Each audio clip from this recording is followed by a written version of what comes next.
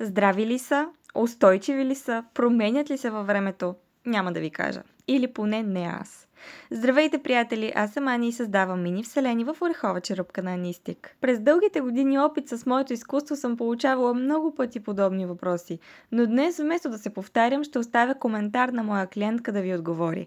И мисля, че това има по-голяма тежест. Особено 5 години по-късно. Да, правилно разбрахте. Моя клиентка се свърза с мен 5 години след като съм изпратила нейната мини вселена. И когато прочетох какво ми беше написала, искрено се зарадвах. Но ето и част от думите й.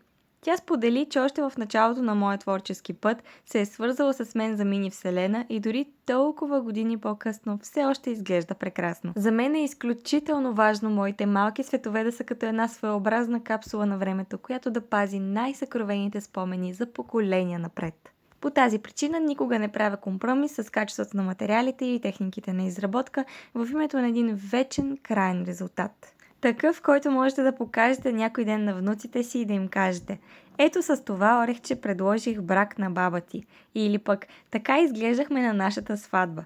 А ето тук това орехче отбелязва раждането на вашата майка. И още други безценни мигове. Защото една мини вселена не е нещо, което ще забравиш или ще хвърлиш след време.